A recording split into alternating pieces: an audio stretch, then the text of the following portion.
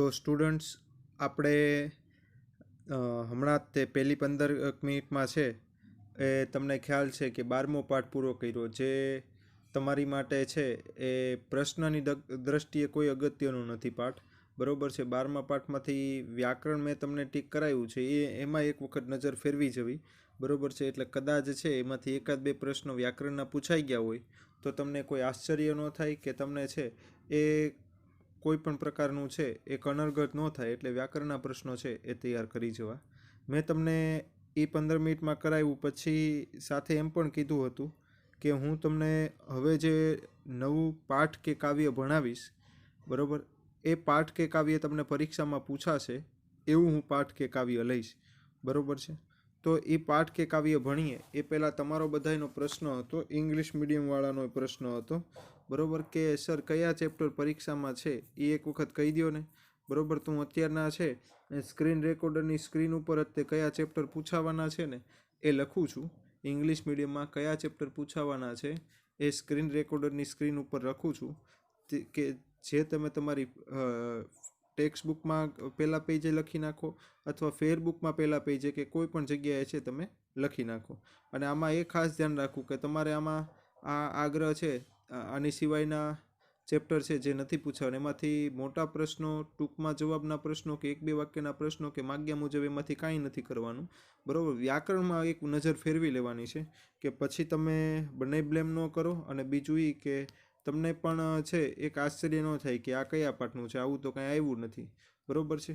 એટલા માટે તમે છે એ ખાલી વ્યાકરણ ઉપર ધ્યાન આપજો, બાકી ટૂંકમાં જ પ્રશ્નો છે, બરાબર છે, કે બીજા કોઈ પ્રશ્નો તમે છે આમાંથી તૈયાર ન કરતા, બરાબર છે.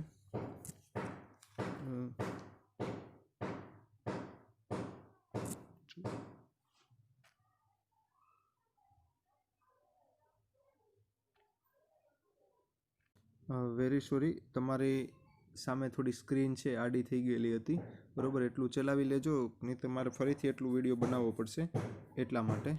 તો હવે છે એ આપણે કયા ચેપ્ટર પૂછાવાના છે એ હું તમને કહી દઉં. તો તમારી સામે છે એ ખરેખર ચેપ્ટર કયા છે એ હું તમને કહી દઉં. તો 1, 2, 3, 4, 5, 6, 7, 8, 10, 11, 13, 14, 17 અને 21 આટલા ચેપ્ટર છે. કયા ચેપ્ટર છે ફરીવાર હું લખું છું: 1, 2, 3, 4, 5, 6, 7, 8, 10, 11, 13, 14, 17 અને 21 ચેપ્ટર છે એ પરીક્ષામાં છે. આની સિવાયના ચેપ્ટર છે એ પરીક્ષામાં નથી, બરોબર છે. 1 છે, 2 છે, 3 છે, 4 છે, 5 છે, 6 છે, 7 છે, 8 છે, 10 છે, 11 છે, 13 છે, 14 છે, 17 છે અને 21 છે, બરોબર. આની સિવાયના કોઈ ચેપ્ટર પરીક્ષામાં છે નહીં. જેમાંથી શું નથી પૂછાવાનું? તો જેમાંથી માગ્યા મુજબ નહીં પૂછાય, બરોબર છે, મોટા પ્રશ્નો નહીં પૂછાય, ટૂંકમાં જવાબના પ્રશ્નો નહીં પૂછાય, ને એક બે વાક્યમાં નહીં પૂછાય. આટલું તો પરીક્ષામાં ડેફિનેટલી છે. જે ચેપ્ટર નથી પૂછાવાના એમાંથી નથી પૂછાવાનું, બરોબર છે. એટલે એટલી તૈયારી તમારે ન કરવી, બાકીના છે એ તમે તૈયારી કરી શકો. તો હવે આપણે આ કાવ્ય જે છે, બરોબર છે, વતનનો તલસાટ, રમણીક અરાલવાળાનું કાવ્ય છે. એ રમણીક અરાલવાળાનું કાવ્ય ભણીએ, બરોબર. એ પહેલાં મારે તમને છે ને આની થોડી ઘણી બીજી વિગતો કહેવી છે, બરોબર. કે આ કાવ્યનો પ્રકાર છે ને સોનેટ છે. આ કાવ્યનો પ્રકાર છે એ સોનેટ છે, બરોબર. કાવ્યનો પ્રકાર સોનેટ છે, બાજુમાં લખતા જ જજો. આ કાવ્યનો પ્રકાર સોનેટ છે, બરોબર. સોનેટ એટલે 14 પંક્તિનું કાવ્ય. 14 પંક્તિનું કાવ્ય એને સોનેટ કહેવાય. સોનેટ એટલે શું? તો 14 પંક્તિનું કાવ્ય એને સોનેટ કહેવાય, બરોબર. સોનેટ જોઈએ ને તો ગુજરાતમાં શરૂઆત કરાવનાર, સોનેટની ગુજરાતમાં શરૂઆત કરાવનાર બલવંતરાય, કલ્યાણરાય ઠાકોર.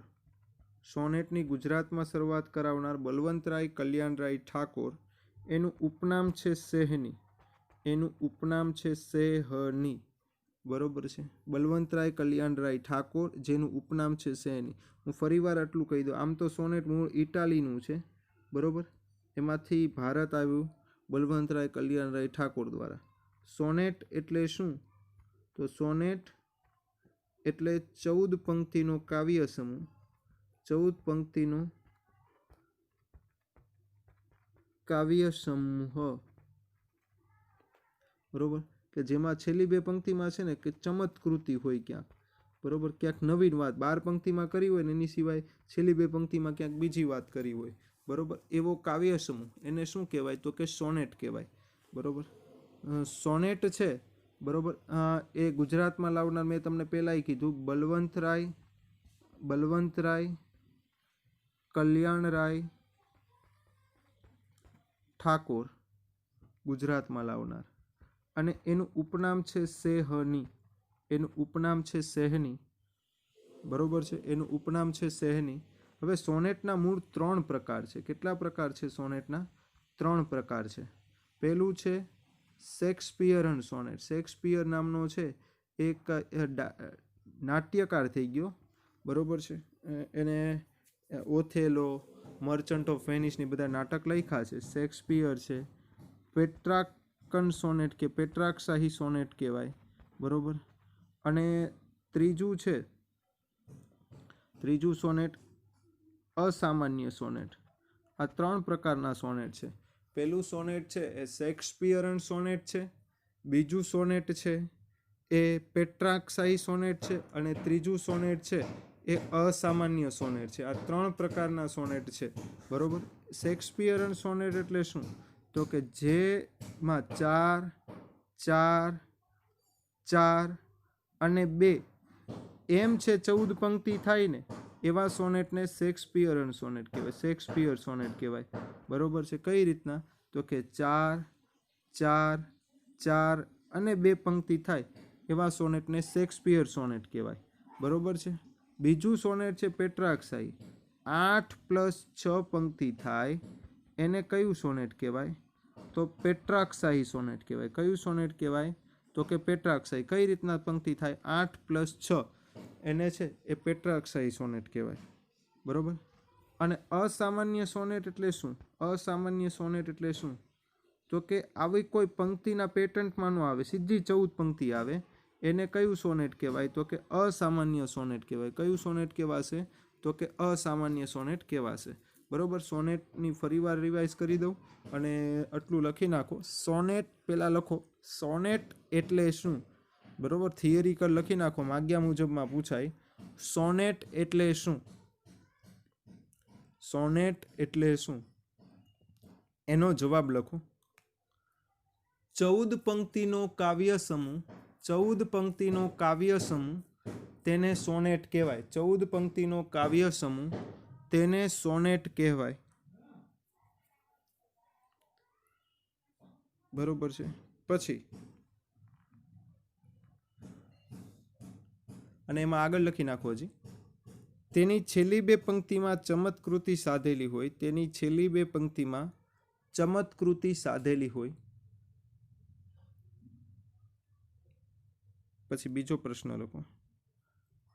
સોનેટને ગુજરાતમાં લાવનાર કવિ કે લેખકનું નામ જણાવો. સોનેટને ગુજરાતમાં લાવનાર કવિ કે લેખકનું નામ જણાવો.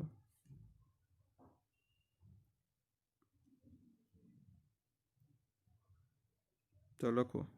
સોનેટને ગુજરાતમાં લાવનાર કવિ બલવંતરાય કલ્યાણરાય ઠાકોર છે.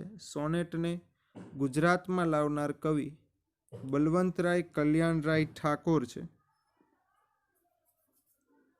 અને તેનું ઉપનામ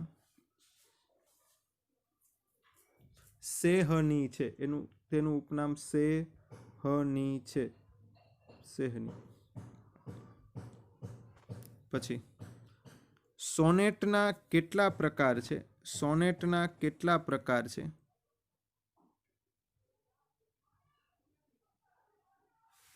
લખો. સોનેટના 3 પ્રકાર છે. સોનેટના 3 પ્રકાર છે.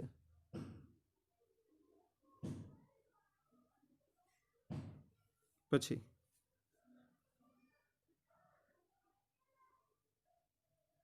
સોનેટના 3 પ્રકારના નામ લખો. સોનેટના 3 પ્રકારના નામ લખો.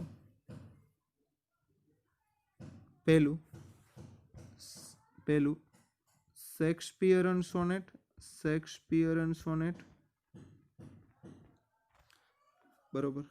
બીજું પેટ્રાંકન કે પેટ્રાકશાહી સોનેટ. પેટ્રાકશાહી સોનેટ કે પેટ્રાંકન સોનેટ. અને ત્રીજું અસામાન્ય સોનેટ. ત્રીજું અસામાન્ય સોનેટ.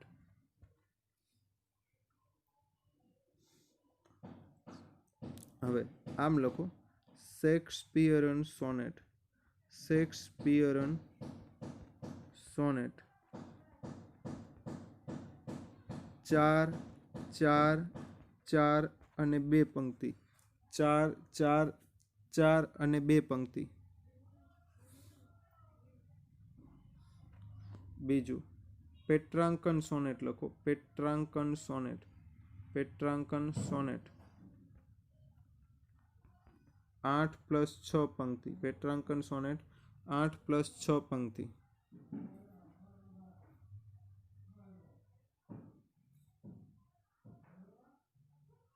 અને અસામાન્ય સોનેટ. અસામાન્ય સોનેટ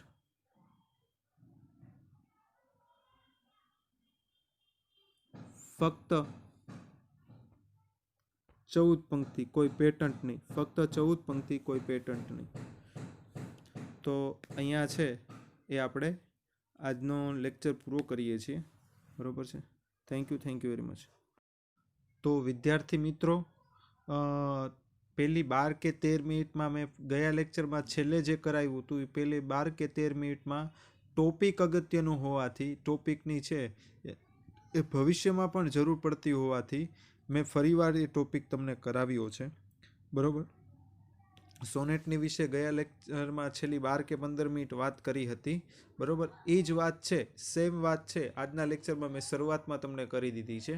બરોબર છે. કારણ કે આ ટોપિક અગત્યનો છે. સોનેટ શું છે એ તમારે ખરેખર જાણવું જરૂરી છે. એટલા માટે છે એ મેં તમને એ ટોપિકની ફરીવાર વાત છે. સોનેટ શું છે, કેટલી પંક્તિનું હોય, સોનેટના પ્રકાર કયા છે, સોનેટની ગુજરાતમાં શરૂઆત કોણે કરી, બરોબર છે, અને દરેક સોનેટની વ્યાખ્યા શું છે, બરોબર, એ મેં તમને કીધું હતું. એક ખાલી યાદ રાખજો કે અસામાન્ય જે તમે સોનેટ કહો છો ને, અસામાન્ય સોનેટ, મેં તમને અસામાન્ય સોનેટ વિશે લખાયું. એને બીજી રીતના મિલ્ટન શાહી સોનેટ પણ કહેવાય. મિલ્ટન શાહી સોનેટ પણ તમે કહી શકો. બરોબર છે. એ બધી વિગતો મેં ભણાવી દીધી. ખાલી અસામાન્યની સોનેટની બાજુમાં છે, બાજુમાં લખી નાખો મિલ્ટન શાહી સોનેટ લખી નાખો. બાકી છે એ તમારું કામ પૂરું થઈ ગયું. હવે આપણે કવિ પરિચય ભણવા જઈ રહ્યા છીએ. બરોબર છે. કવિનું નામ રમણીક અરાલવાળા છે. કવિનું નામ રમણીક અરાલવાળા છે. બરોબર. ગાંધી યુગ સમાજાભિમુખતા ઉપરાંત સ્વબળે કેળવાયેલું સૌંદર્ય રાગી વલણ ધરાવતા કવિ રમણીક અરાલવાળા કયા યુગના કવિ છે? તો કે ગાંધી યુગના કવિ છે. રમણીક અરાલવાળા કયા યુગના કવિ છે? તો કે ગાંધી યુગના કવિ છે. રમણીક અરાલવાળા કયા યુગના કવિ છે? તો કે ગાંધી યુગના કવિ છે. બરોબર. એમને 1915 થી 1940 સુધી 1915 થી 1940 સુધીના જે કવિઓ થઈ ગયા ને એની વચ્ચે જે કવિઓ થઈ ગયા, બરોબર, એને ગાંધી યુગના કવિઓ કહેવાય. બરોબર છે. 1915 થી 40 સુધીમાં જે કવિઓ થઈ ગયા હોય એને ગાંધી યુગના કવિઓ કહેવાય. બરોબર. એનો ખેડા જિલ્લામાં ખેડાલ ગામે થયો હતો. 7 ધોરણ સુધી ખરાલ ગામ પાસેના છીપડી ગામમાં શિક્ષણ લીધું. આર્થિક સ્થિતિ નબળી હોવાથી અભ્યાસ છોડ્યો. અમદાવાદમાં જ્યુપિટર મિલ્સમાં ફેન્સી જોબર તરીકે કામ કર્યું. મોટી વયે શિક્ષણ મેળવ્યું. 1944માં મેટ્રિક થયા. ગુજરાતી સંસ્કૃત વિષયો સાથે સ્નાતક 1944માં થયા. એમના કાવ્ય સંગ્રહ પ્રતીક્ષા 1951ની પ્રસ્તાવના ઉમાશંકર જોશીએ લખી હતી. કયા કાવ્યની રમણીક અરાલવાળાના કયા કાવ્યની છે એ પ્રસ્તાવના ઉમાશંકર જોશીએ લખી હતી. ફરીવાર બોલું છું, રમણીક અરાલવાળાની કયા કાવ્યની છે એ પેલી પ્રસ્તાવના છે ઉમાશંકર જોશીએ લખી હતી? તો કે પ્રતીક્ષા કાવ્યની પ્રસ્તાવના છે એ ઉમાશંકર જોશીએ લખી હતી, યાદ રાખજો.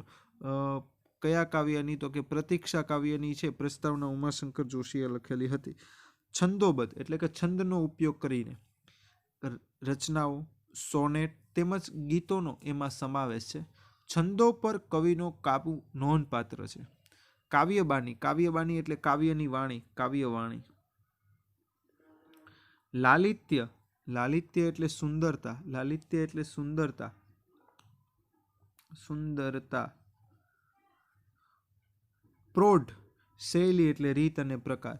ભાવ સંવેદનાની ગંભીરતા એમના કવિતાના આકર્ષક લક્ષણો છે. નગીનાવાળી, રસપોળી, બાળભોગ્ય કાવ્ય છે.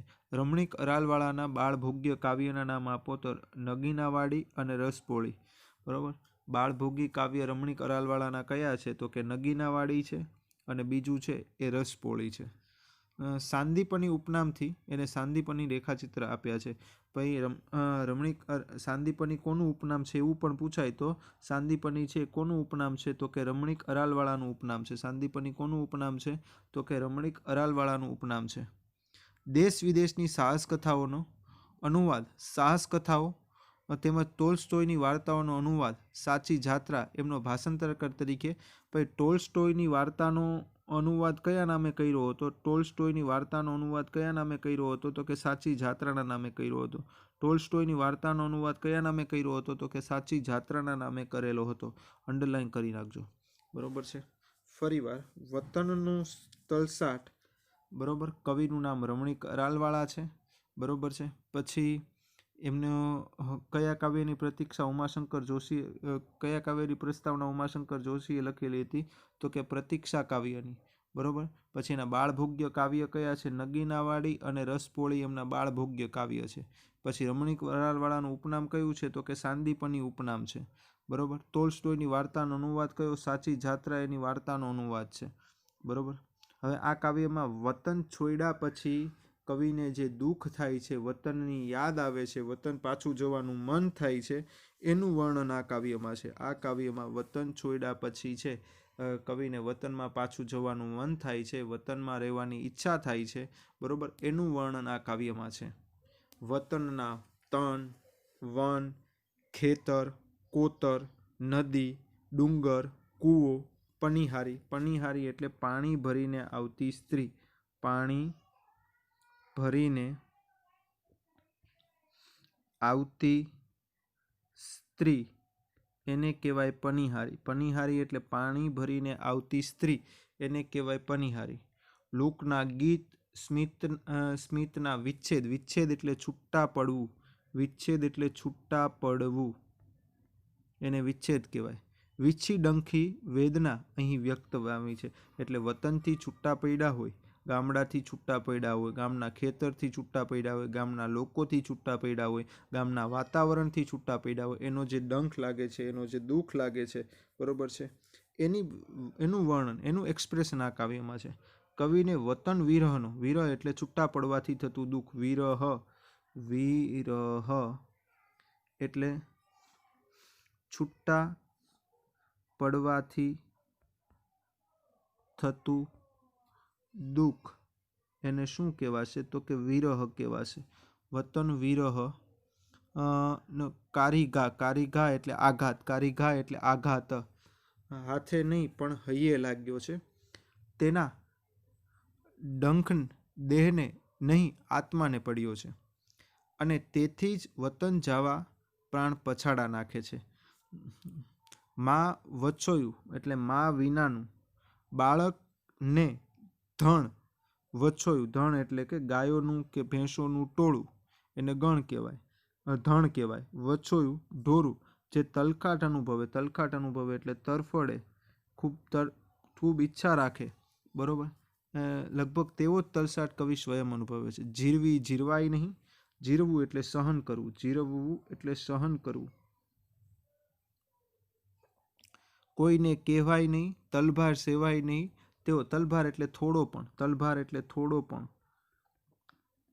સેવાય નહીં તેવો તીવ્ર ઊંડો આ ઝુરાપો, ઝુરાપો એટલે છૂટા પડવું, છૂટા પડવાની વેદના, છૂટા પડવાની વેદના છે, જાણે કે ખુદની ત્વચા જાતે જ, ત્વચા એટલે ચામડી, ત્વચા એટલે ચામડી જાતે જ જાત વડે જ ઉતરાતી હોય તેવો ઘાટ સર્જાય છે. સ્થિતિ અથવા આકાર, ઘાટ એટલે સ્થિતિ અથવા આકાર.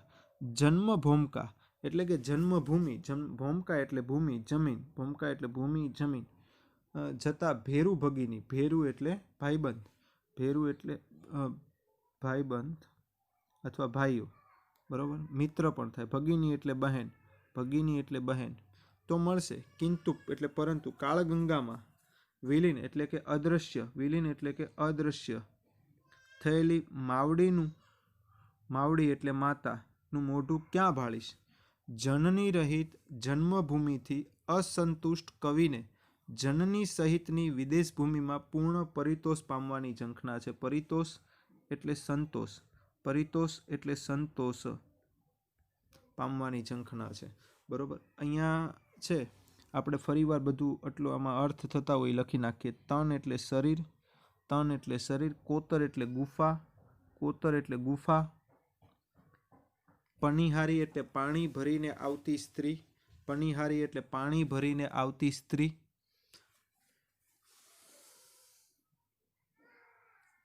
સ્મિત એટલે હાસ્ય, સ્મિત એટલે હાસ્ય. વિચ્છેદ એટલે છૂટા પડવું, વિચ્છેદ એટલે છૂટા પડવું. વેદના એટલે દુઃખ અને પીડા, વેદના એટલે દુઃખ અને પીડા. વિરહ એટલે છૂટા પડવાથી થતું દુઃખ, વિરહ એટલે છૂટા પડવાથી થતું દુઃખ. પછી કારીઘા એટલે આઘાત લાગવો, કારીઘા એટલે આઘાત લાગવો. પછી દેહ એટલે શરીર, દેહ એટલે શરીર. વછોયું એટલે વિનાનું, વછોયું એટલે વિનાનું.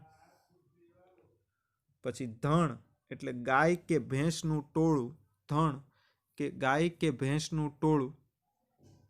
પછી તલખાટ એટલે તલસાટ અથવા કોઈ વિના તરફડવું, તલખાટ એટલે તલસાટ કે કોઈ વિના તરફડવું.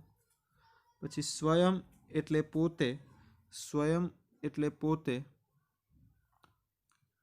પછી જીરવવું એટલે સહન કરવું, જીરવવું એટલે સહન કરવું. તલભાર એટલે થોડું, તલભાર એટલે થોડું. પછી ત્વચા એટલે ચામડી, ત્વચા એટલે ચામડી. ઘાટ એટલે આકાર. જન્મ ભૂમિકા એટલે જન્મભૂમિ, જન્મ ભૂમિકા એટલે જન્મભૂમિ. ભેરુ એટલે ભાઈબંધ અને ભગીની એટલે બહેન, ભેરુ એટલે ભાઈબંધ, ભગીની એટલે બહેન. પછી કિંતુ એટલે પરંતુ. પછી કાળગંગામાં વિલીન થઈ જવું, રૂઢિપ્રયોગમાં પૂછાય તો કાળગંગામાં વિલીન થઈ જવું એટલે મૃત્યુ પામવું. માવડી એટલે માતા.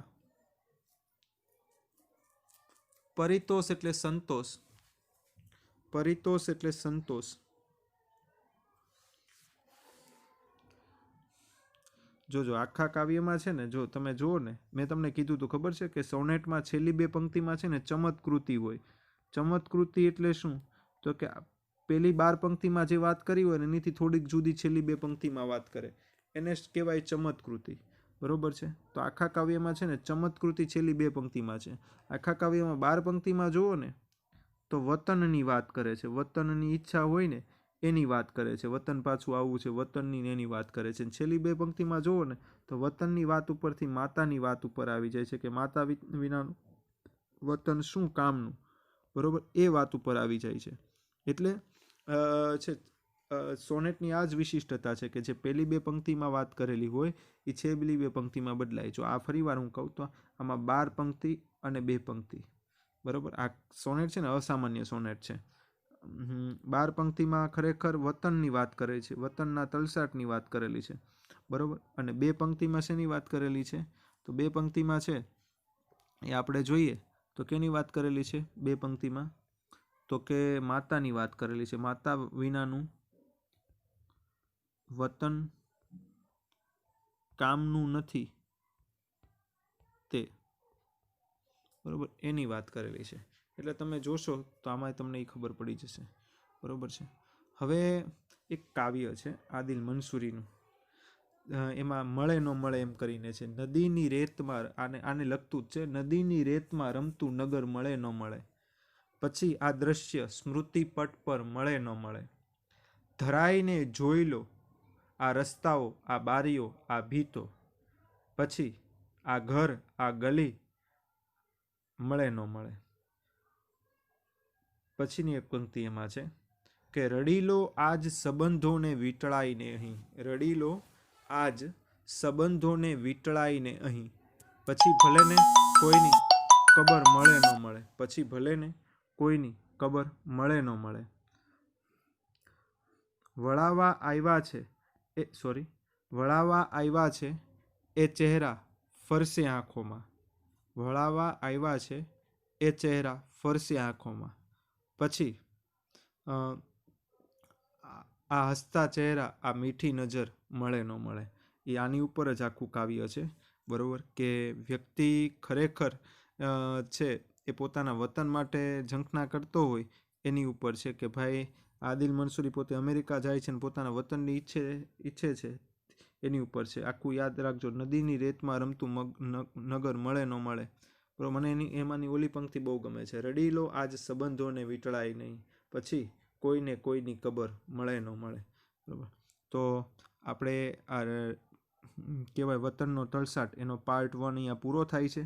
પાર્ટ 2 પૂરો થાય છે. પાર્ટ 3 છે એમાં કાવ્ય છે એ પૂરું થઈ જશે. એનું હોમવર્ક પણ હું તમને સાથે સાથે એ વખતે લખાવી દઈશ, બરાબર છે. આમાં તમને ન સમજાય તો તમે મને પૂછી શકો છો, બરાબર છે.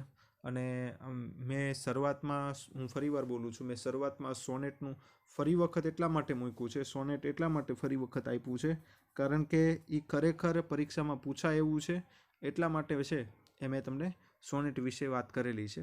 તો એમાં તમને છે કાંઈ ન સમજાય તો તમે જાણી લો, બરાબર. આ અસામાન્ય સોનેટ છે, સોનેટનો જ એક પ્રકાર છે. અને અહીંયા મંદાક્રાંતા લખ્યું છે, અહીંયા મંદાક્રાંતા લખ્યું છે ને, મંદાક્રાંતા છે છંદનું નામ છે. મંદાક્રાંતા છે, યાદ રાખજો, છંદનું નામ છે, છંદ, બરાબર. છંદ આપણે થોડાક શીખા છીએ, 10મામાં તમે કદાચ શીખા હો તો, 12મામાં તો છંદ આવતા નથી, બરાબર છે. તો પાર્ટ 2 અહીંયા 13મો વતનનો તલસાટ જે પરીક્ષામાં પૂછાવાનું છે, બરાબર, એનો પાર્ટ 2 અહીંયા પૂરો કરીએ છીએ, બરાબર. તમારી બુકમાં મેં વિગતો લખાવી છે સોનેટની, ખાસ લખી નાખજો. Thank you very much.